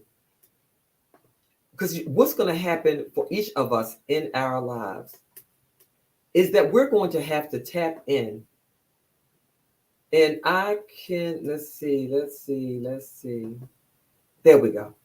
We are going to have to tap in to some things that we're going through in our lives. So I want to just see if you guys can. I shared this woman here because look at her. And look at her. This is when you just making a difference, deciding to be happy, tapping into what's inside. This is being internally driven and not externally pushed. Look at her face.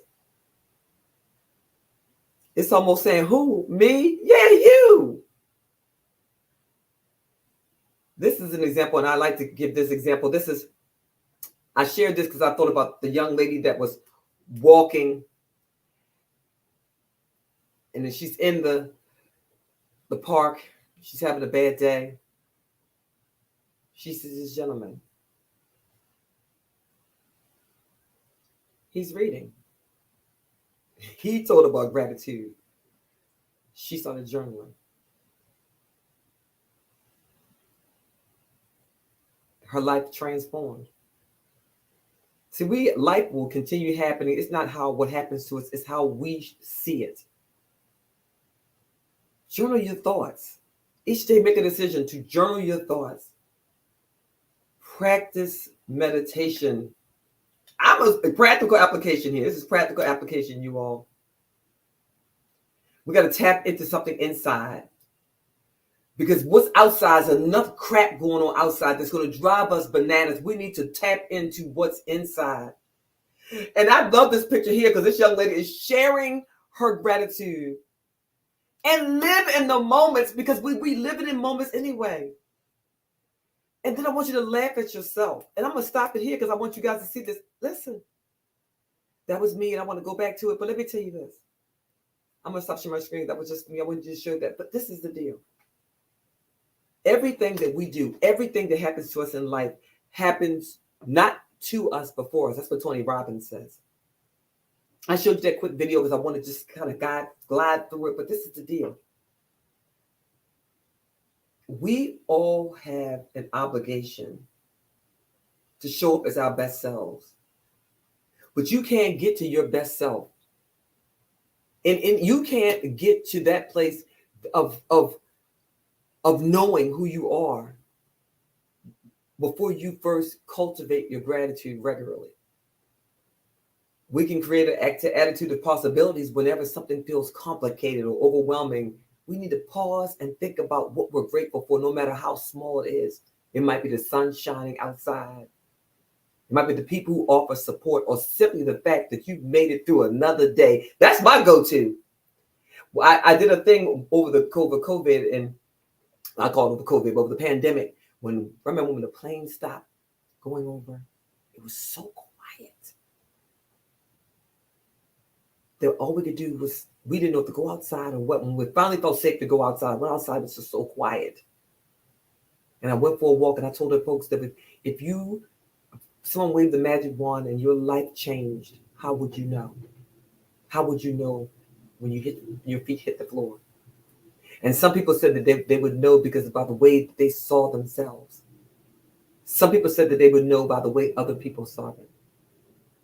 But whatever it is, take a moment to appreciate the good things that are already here. Reminding yourself that these possibilities can help you to stay motivated and focus on what's possible. So when life throws you those curveballs, and they will come, remember that possibilities exist even in the toughest moments. With gratitude and open hearts, everything is possible. And I hope you were taking notes, because my mentor, Trevor Ott, says that note takers are money makers. So for my note takers, I'm going to give you those 4 ways that went by really quickly. I'm going to give them to you again. Start a gratitude journal. Every day, write down 3 things that you're grateful for. Even small moments of joy, like finding something fun in the mail or having a good conversation with a friend, they can help you to lift your spirits and remind you of all the possibilities of life. Practice mindful meditation. Taking time to observe our thoughts without judgment can help us to gain a perspective about what we're thankful for. Simply take 10 minutes a day to focus on you. I want you to breathe. I want you to hold yourself tight and notice how it feels when you have an attitude of gratitude and when you appreciate the life's blessings. Share your gratitudes with other people. Tell them, oh my God, I call and tell you about this thing I'm grateful for today. You can do that by showing kindness to those around you. That's one of the best ways to cultivate a attitude of gratitude. Whether it's giving a compliment to a coworker, or writing a thank you note to someone who's helped you out, or simply taking the time to listen and be there for others. These small acts of kindness can help any of us to increase our appreciation of life. Live in the present moment. We often miss opportunities to appreciate what's happening around us. When we get caught up in worrying about the future, which just hasn't gotten here yet, and most of what we worry about never comes to pass, or ruminating on the past.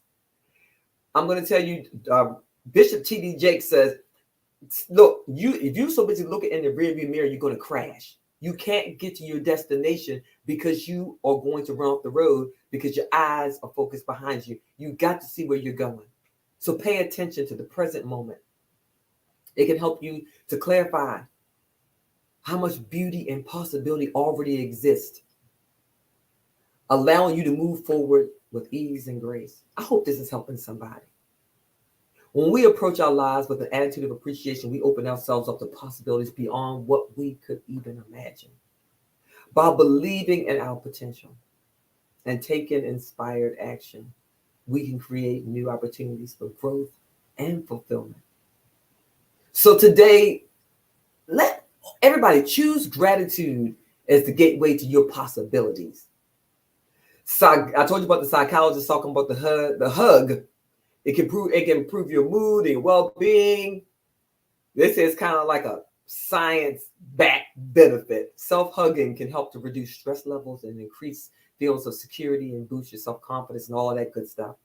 Hugging yourself can make you feel less overwhelmed and anxious. So why not give a hug a try? Just go ahead and try. I already told you about giving it a try. And I want to say in closing, because I know my time's just about up, I want to tell you this. When you think about gratitude, I don't want you to think about, you've already heard about the news, you heard about the yeses, you heard about why gratitude is not always positive. It could be negatives in there. But I believe that love is the answer. I believe that everything we do is wrapped up in love. I believe that when you put gratitude before attitude, just like we have gratitude, attitude, but put gratitude before your attitude, you win. And this last quote, which is by one of my favorite speakers, which is Dr. Les Brown, is he said that many of us are not living our dreams because we're so busy living our fears.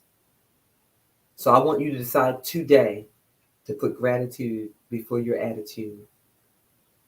And I want you to make sure that you are operating, you are internally driven so that you want to be externally pushed. Peace and blessings. My name is Dr. Stephanie Wall. I'm getting it all, and you are too. Thank you for your time and attention. You can reach me everywhere as Dr. Stephanie on all social media platforms. And I hope that you are on a mission to transform your life and the lives of every single person that you touch. Thank you for your time and attention. Lizzie, come on back in. I can't, you're on mute. You're on mute. See, that needs to be like a little note I put to myself. Click. I have a cup which I usually hold because it says you're on mute, and it's because I too am always on mute. You're not by yourself, Liz. You're not by yourself. I'm like, I need to do better. But this has been such a it's interesting. It's been a really eye-opening experience for lots of reasons, right? So platforms that you pick to do these different things. If you're only on maybe 2 platforms, then certain tools really work. But if you want to do all your platforms, you've got to actually blend streaming platforms. And these are things I wouldn't be cognizant of had I not tried to do this. And I'm like, okay, well, I'm glad I know that now. Oh, I'm glad I know that. Oh, okay, I know about that. Just so many things I now know. Because in this virtual world, as much as I'm excited about doing some, going back out there and doing some live stuff, but the virtual is still, I would say, going to be a dominant thing because people have now experienced it. It's way less on your pocket because you don't have to pay for a hotel. You don't have to pay for a plane. You don't have to put gas in the car, right? You don't have to worry about looking cute if you don't want to because you can just come on, not have to put your screen on. So you can be in your bed at an event or you can be on the couch. You don't have to take away from the family. There's so many benefits to being virtual, right? It gives people a power of choice of being where they choose to be. It's like, okay, well, you got to get the virtual thing all the way down. Oh, you got to get it. And let me go. I'm going to tell you this. Watch, and coming soon. Follow Dr. Stephanie Wall. Many things are happening, but I will tell you that companies, if you don't already know, companies, organizations, you've got to know how to navigate and make these things work for you, because whether it be your employees or somebody else's, they are having more meetings online and you have to make it as engaging and as supportive. And listen, I don't know about any of you, but I know that I have more different. I was like, oh my, I didn't even know all these platforms existed. I'm like, okay, wait a minute. Is it Zoom? No, it's not. It's WebEx. It's not WebEx. Oh no, it's StreamYard. No, it's not StreamYard. It's some other tool. Google Meet, Google this. We have got to be fluid. Yes. We've got to be fluid. And remember, it's not hard. It's new. That's It's right. not hard. That's it. It's That's new. it. It's like the my coach gave us this saying, you got to start saying to yourself that you love social media. Those of you who don't like being on social media, Oh God. right? Hasn't anything. I just haven't. Ugh, right? Well, you know, I do. I hear it a lot. My clients, I hate social media. I'm tired. I'm like, well, I tell you what. Or let me. Well, let me go to soapbox one more time. All right. I want everybody that's from now on, that's in business or whatever you're doing, and particularly for those people who just recently launched a business, stop posting how your friends and your family won't support you. They are not your client. You are out of business if you are beating on those same family and friends. Listen, they came in to support you, but that was it.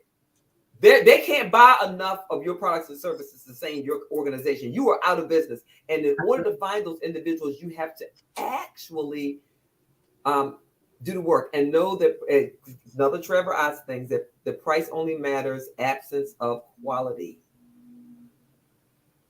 So let's just leave it there. And that's the recommendation. So what you're saying is, I love social media, and social media loves me. Loves you. Loves me. Look, you love to show up in spaces and places. Love people. We're dealing with people. We're not dealing with social media. We're dealing with people. Places. Mm-hmm. There's people. Listen, and be honest with you, let's be clear. People are actually getting tired of social media in the sense of the way we used it. We have got to evolve past how we used it in 2020. We got to evolve beyond past how we have used it in 2022. And we also, I'm going to tell you right now, for the people that don't know, I'm here for help. I'm here for it. Those long lives, they're dead in the water.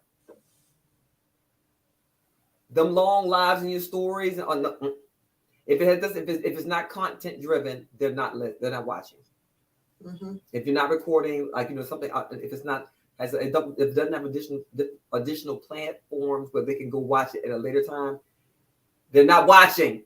If you don't believe me, go back and look at your analytics. Master the new. It is. It's everybody wants short form content, and I played with it. So funny you saying that. I've been playing with TikTok. So on TikTok, there is I Am Lizzie Morris, which is where I do, the kind of affirmation stuff that I love and empowering people. And then, of course, my agile stuff. And I've watched the short videos get these, just hundreds of people watching, right? But if you go to do a live per se, you may not really get many people show up necessarily, even though your numbers are telling you that's a great amount of people. But you compare it to something that you've done already and then just posted. Wow, the difference. It is. I mean, listen. There's a couple of things, and look. If you look at YouTube, matter of fact, go back to YouTube. YouTube is the one. You can do short content there as well. Matter of fact, put your TikToks there. And there's a Christian. If you follow me at all, you see Christian on my page. He's the king of TikTok. And he just puts like little short clips, but he now puts those TikToks on YouTube. But I will tell you, like the worst, and you guarantee for Stephanie to log off. If you come on anything and you record it and like it started and you doing this, waiting for people to come in the room, I'm logging off. Because you need to start talking. And I'm not only logging off, other people are logging off. Just come in real quick, hit it, boom. Don't say wait for y'all come in the room. Start talking. What is the 3 things that you're going to tell us from the get-go? What's the important the importance of what you're talking, and are Right. we talking about the same thing you talked about last week, or is this some new stuff? I'm telling you, I love TikTok. I love when people come on there and give me some juice and hit it real quick. Just want to pop on here and tell you this. Now go do it. Now I'm in it. Boom, gone. Yep. Because if you give us the meat and potatoes, if we want more, then we'll follow you. Right. My name is Stephanie, and I'm guilty.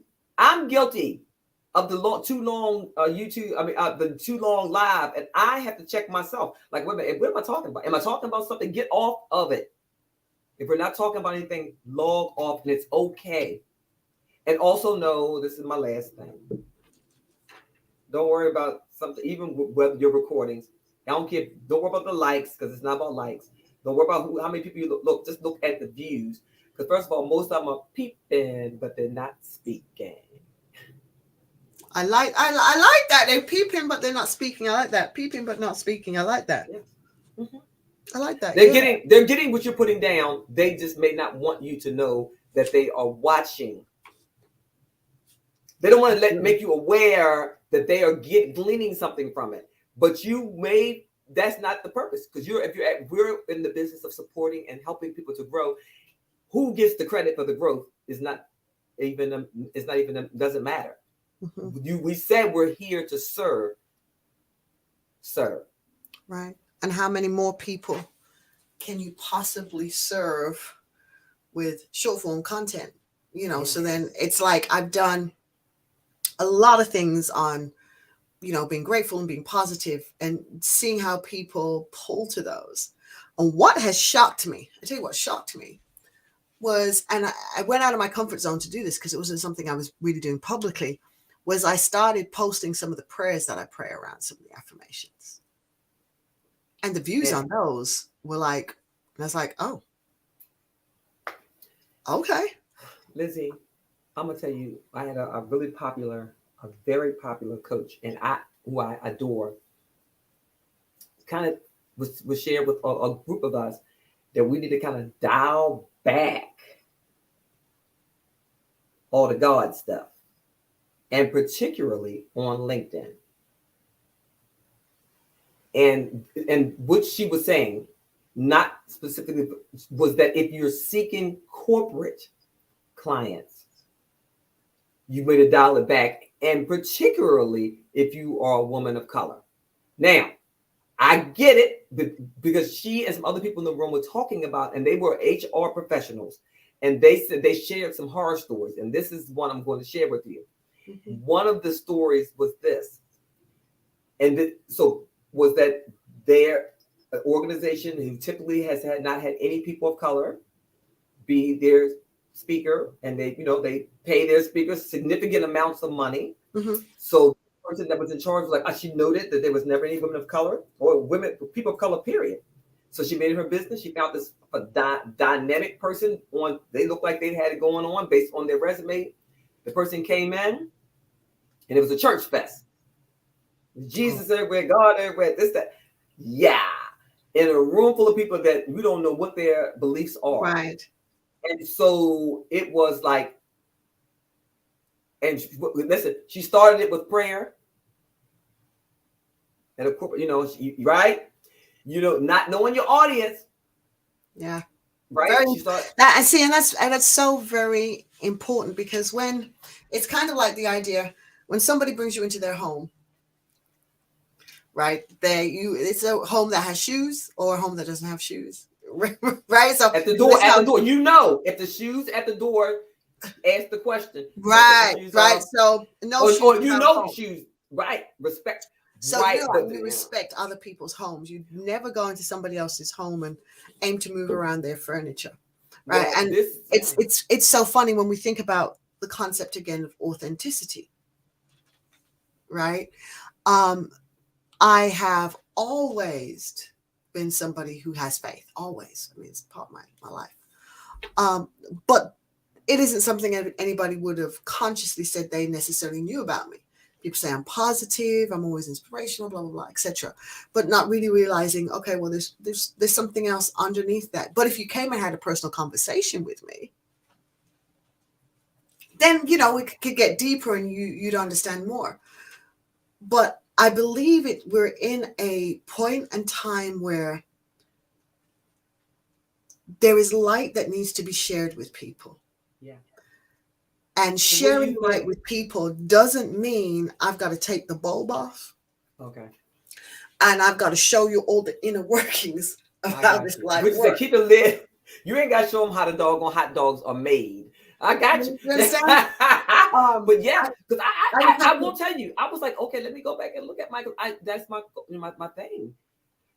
And I said, one woman said, and she said, I will tell you that we do look at your LinkedIn, and it's not that you cannot share your faith, but if your faith is the prominent thing, well, we think you're going to come and you won't give them any business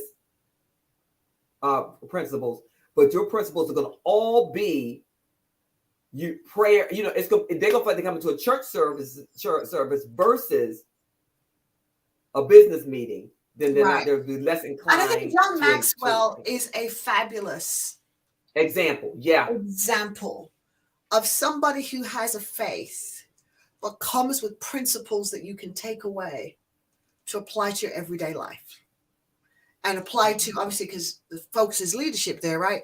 To your leadership, to take your leadership to the next level. Mm-hmm. Well, and we think about a lot of what Mel was talking about. Brene Brown, she is a woman of faith. They talk about their faith, but they say faith. And like I sometimes I'll say, I don't know, like when folks talk about, well, how do you deal with stress? And I say, well, listen, I tell them the different things that I've done, but I also say, I don't know if you're a person of faith. You may want to tap into that, and I leave it there. Tap into that, but you also have to know your audience. You do. I think you right? do. So but I just thought that was good. But I liked it. But circling back to what you said, there is a big audience of people that are they're seeking out people that will openly and freely talk about their faith and how the two connect.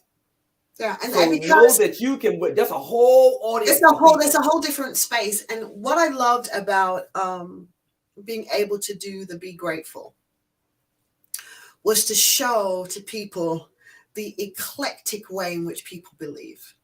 Mm-hmm. But the one thing that is consistently said out of everybody that's come is that gratitude is coming from someplace deeper. Bigger than us. Right.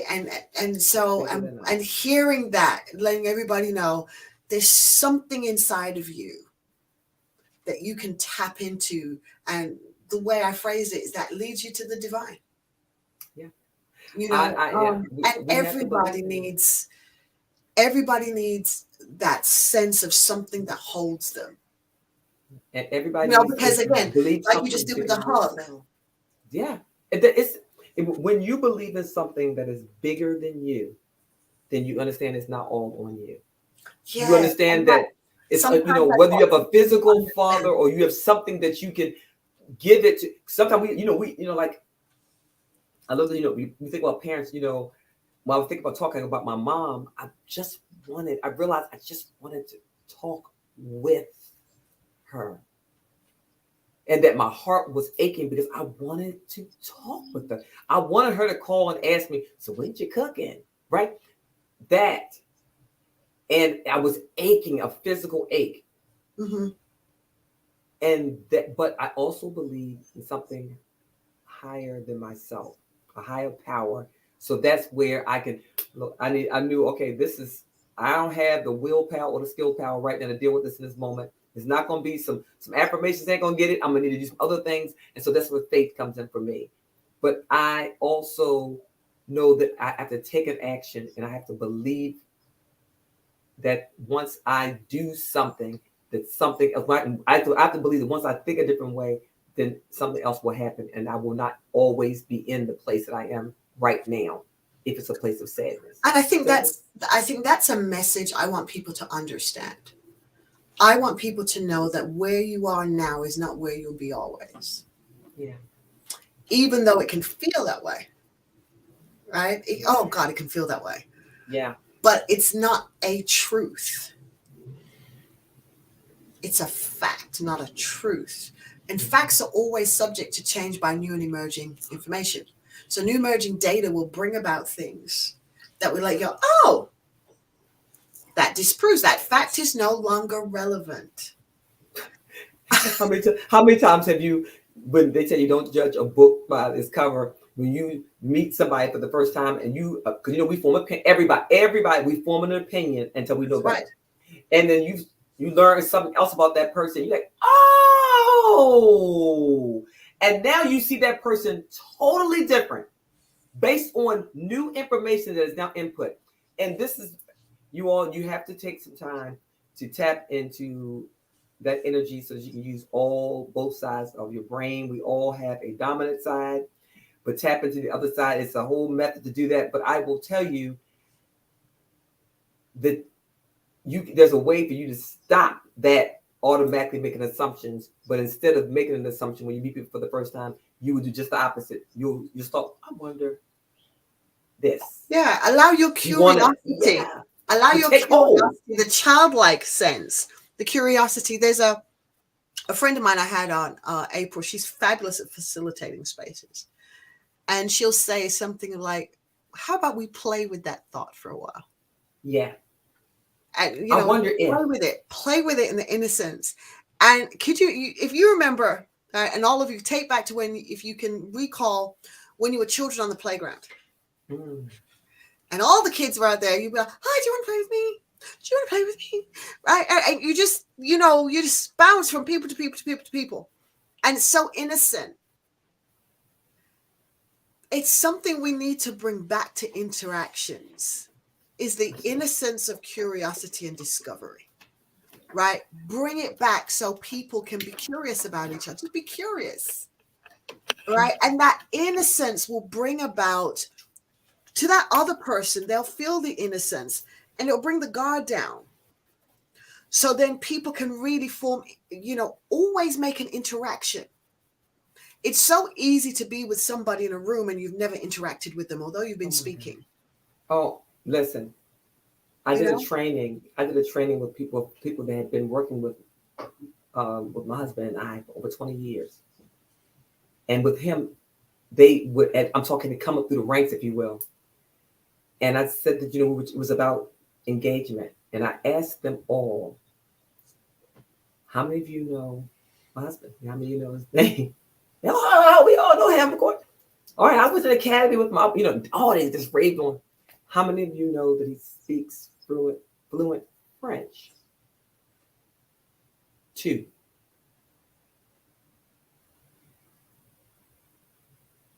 Now, it wasn't that he hid it. He's right. How did you not know? And you work with them for over 20 years. The problem with us as humans is that we know each other by titles, positions, things, but we don't truly know each other. Right. And therefore we start filling in the blanks. And that's how miscommunication occurs. Absolutely. There's a thing I teach in my classes about communication. And I didn't used to teach in them, but then I brought it in, and it was when I was in my 20s, I won a huge contract with the British legal system, right? And did a big, huge contract with them in my 20s. And I won it because of this statement I made in the tender. And I said, communication equals message being sent and received within the same context in which it was sent. Because if the message sent isn't received in the same context, it's miscommunication. I love that. That's going right there with my fear. First attempt at results. I love it. Yeah, because it's what it is. And you can think about in relationships with people you know really well, right?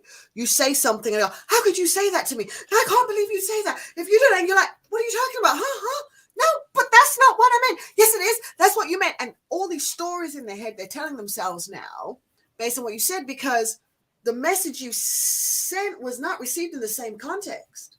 What you said was what you said, but how they heard it. Or wait a minute, or how they interpreted it is the question. It's all about it was like the Bible. It's interpretation. You can read a whole passage. If you just use one sentence instead of using the whole passage, it can be interpreted any kind of way that you want. So this is the reason why there has to be an interaction.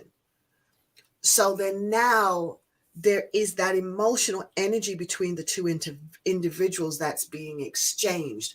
And I'm waiting and I'm concerned. So if it didn't hit you right, I'm paying attention to say, oh, what's happened? Did you not get? And now we can have a discourse, right? Because a lot of times we don't converse, we talk at each other. Right. And we don't ask those, because I love meeting new people. And I learned this from somebody else. They literally said, ask people when you meet them for the first time, say, so what's your story? Because everybody has one. And the truth of the matter is that most people like to talk about themselves. And most people have never been asked what their story is or about themselves. And now everybody doesn't like to talk because some people are introverts. But most people like to talk about their family, their pets, their jobs, their favorite food, restaurant, whatever it is. But if you can get someone talking to you and telling you more about themselves, then they're more inclined to want to A, do business with you, and B, support you. Mm-hmm. And C, do life with you, because it's important to do life together. Yeah, it is. And we need, as we go on this journey, we need each other, Oh. So as we wrap now, I want to say thank you to everybody who has tuned in. I know you've received gems that have come through this, and it has been so empowering and humbling to be able to bring these to you through all these different speakers who've come and shared parts of their journeys with gratitude, things they've discovered, things they've learned, and dropped with you something that you can do. And I'm going to ask now my wonderful speaker, what are your 2 words? I wrote some down. I was cheating. So I actually wrote down 2 different options. Love wins, because I love that one, period. And live now. Ooh, I love the live now. I'm getting ready to, it will probably be out tomorrow that people can see it, to do something called Launch Your Power. And it's been something that's, like this, that's been stirring around in me. And I've decided it's time to do a masterclass on teaching people how to launch their power. And specifically women. I'm specifically calling out to women. And as I said earlier, I've been very stirred up about, empowering women where they are to be who they choose to be, not what everybody else is telling them to be. And for a woman to be who she chooses to be, she has to be able to launch her power. She has to be able to launch her power, has to be able to launch it, has to know the vision she has for herself, has to be able to articulate that vision, has to be able to understand what her values are to her today. What are her today values? What's her personal mission statement? Why is she existing, and what does she want to do with this existence versus what everybody else has told her to do? Because you can't find your authenticity until you find who you are. Right? You've got to do that. If I don't find who I am, I cannot find my authenticity. So my authenticity, as much as you will think is authentic, it's actually not. It is a perception of who I believe you want me to be. And so as women, we are fabulous at projecting. That's right. We're brilliant projectors. But in the year coming up in 2023, and this is why I'm starting it now, because normally January comes, everybody, new year, new me, new you. Okay, great. But can we please do this with intention? So I want to get women before they get caught up in, let me make a resolution. No. Let's make a decision and some choices that are not influenced by external stimuli, but they're influenced by our choice and our will to be who we choose to be. So it is time for women to launch their power now. So yes, I am going to be doing that master class. And when am I supposed to be slated to do it? The 28th of November. I'm going to be doing a 5-day live workshop on Launch Your Power Now. And I'm really excited about it. It's been a while since I've been really excited about something. I'm excited about it. On women tapping into who they are choosing to be. I love that. And I hope, now listen, as we be on the lookout for the Mission Brand New You Oh, Summit. love it. 3-day summit coming up, and it's going to be dynamic. You'll learn more. I don't want to say more. I just wanted to share it with you, and I hope that you will come and share your story, because your story is absolutely someone else's pain medicine. Yeah, no, absolutely. You know, I will. You just have to tell me, and I will be there. Like you're always there for me, I will be there for you. And we're letting you know we are going to be here for you for one more day talking about gratitude. Tomorrow will be our last day. Will be the finale of us closing this up. But it shouldn't be the close of you choosing gratitude as your attitude. Letting it be the choice you are consciously making to choose to be who you want to be. And if you want to be grateful, you're going to make that choice in the midst of everything. Taking all the tools you've heard about, journaling, taking moments, making appointments with yourself for gratitude so that you can reset yourself. Earlier today, before I came on screen, all of a sudden I felt my energy shift. And I said, okay, what's that all about? And then I paused. And I said, I want to be grateful that I recognize the shift in energy I just had. So now I choose in this moment to be grateful, right? And I took the pause. Use the pause. Bring it into any situation at any time and take your pause. Your pause is your Superman cave, right? Your phone box to go in and flip your attitude. You need your pause. In your pause, you get to work with your choice. So as you're leaving, remember, take a pause, make a choice. And I'm grateful that you choose gratitude as the attitude you want to live in every day of the rest of your life. Thank you again, Stephanie, for being here. Everybody, take care. And we thank you for joining us. It's been fab.